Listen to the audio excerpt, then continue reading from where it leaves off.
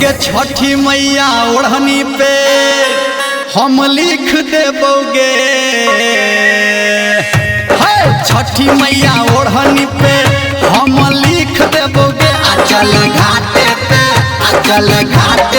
Photo तोहर खींच देबोगे। चल घाटे पे फोटो तोहर खींच देबोगे। हेगे कॉले तू बरहत छौरी हम सीख देबोगे।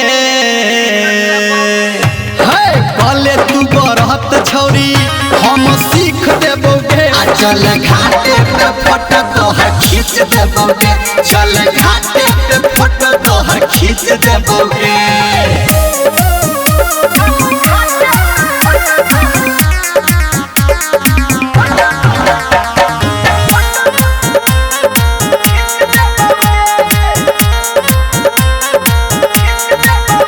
हेगे तोहरा तू लहले छौरी जोरे जोरे। सुपवा तू लहले छौरी जोरे जोरे। हेगे तोहरा तू लहले छौरी जोरे जोरे। सुपवा तू लहले छौरी जोरे जोरे। हेगे केलवा तू लहले छौरी जोरे जोरे। नारियल तू लहले छौरी जोरे जोरे। हेगे केलवा तू लहले छौरी जोरे जोरे। नारियल तू लहले छौरी जोरे जोरे। हेगे ताजा ताजा मीठा फल हम बीछ देबोगे। ताजा ताजा मीठा फल हम बीछ देबोगे। चल घाटे पे फोटो तोहर खींच देबोगे। चल घाटे पे फोटो तोहर खींच देबोगे।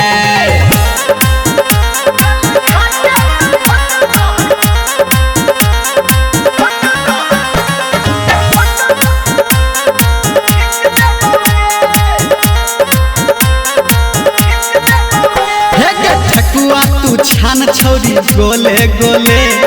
भूसबा तू सान छौरी गोले गोले।